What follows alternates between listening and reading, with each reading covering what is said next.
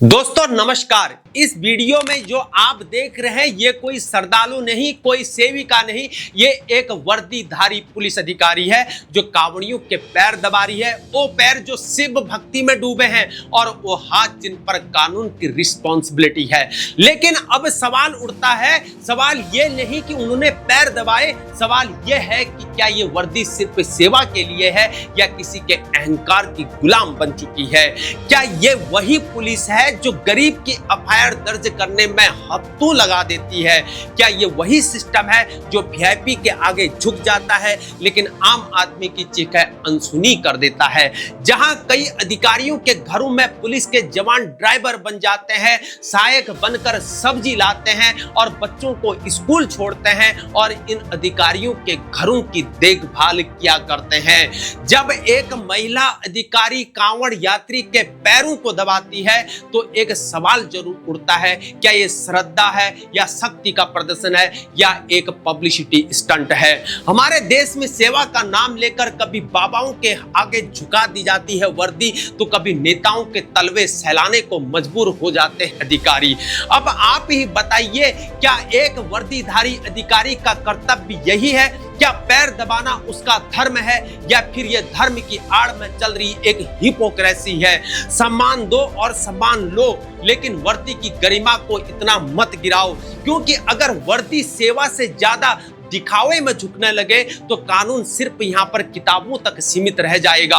एक तरफ वर्दीधारी पुलिस कांवड़ियों की सेवा कर रहे हैं और दूसरी तरफ बेरोजगार युवाओं और छात्रों पर लाठीचार्ज होता है।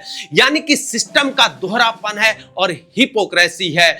जब मांगो नौकरी तो लाठी मिलती है, पर कांवड़ बन जाओ तो सेवा मिलती है।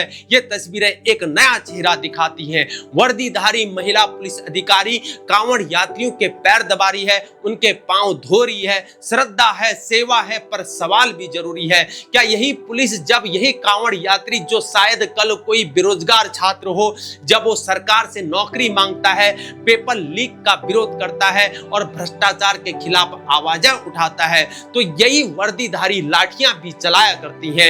एक तरफ यही पुलिस कांवड़ियों के तलवे सहलाती है तो दूसरी तरफ छात्रों के कमर भी तोड़ देती है। एक हाथ पूजा के लिए थाली उठाता है तो दूसरा हाथ कल बेरोजगारों की पीठ पर लाठी बन जाता है। लाखों छात्र सड़कों पर आए, कभी आरआरबी भर्ती के लिए तो कभी अग्निवीर योजना के खिलाफ, कभी पेपर लीक के खिलाफ तो कभी नियुक्ति घोटाले के खिलाफ। हर बार जवाब एक ही मिला, लाठी, आंसू गैस केस और बस चुप्पी। तो क्या अब इस देश में सेवा पाने के लिए हमें भक्त बनना पड़ेगा? क्या नौकरी मांगने वाले केवल दंड पाने के अधिकारी हैं? यही कांवड़िए अगर नौकरी की मांग कर दे तो क्या फिर इनकी सेवा होगी या इन्हें भी देशद्रोही, विरोधी और आवारा कहा जाएगा? कहते हैं वर्दी न्याय का प्रतीक होती है, लेकिन जब वर्दी आस्था के सामने झुकती है और हक की आवाज पर बरसती है तो वो न्याय नहीं, सिस्टम की गुलामी बन जाती है। हम यहाँ आस्था के खिलाफ बिल्कुल भी नहीं है, सेवा के विरोध में भी बिल्कुल भी नहीं है, लेकिन जब सेवा चुनिंदा हो जाए और लाठी निर्दोषों पर के पीठों पर चले तो हमें बोलना जरूर पड़ेगा। ये वीडियो सिर्फ एक विरोध नहीं है मेरे दोस्तों, ये एक आईना है उस दोहरेपन का, जहां एक गरीब भक्त बनने पर सेवा तो होती है लेकिन एक पढ़े लिखे बेरोजगार की पिटाई भी होती है। अगर आपको भी ये दोहरा सिस्टम चुभता है तो मेरे दोस्तों जागरूक बनिए और सवाल पूछना शुरू कीजिए। क्या अब हमें नौकरी के लिए भक्त बनना होगा या आजकल कोई किसी को भी भगवान मान लेते हैं, क्या हमें वो भगवान बनना होगा? अगर आप भी इस दोहरेपन से आहत हैं तो इस वीडियो को शेयर जरूर कीजिए। अभी तक के लिए इतना ही, तब तक बने रहिए हमारे साथ। जय हिंद, भारत माता की जय।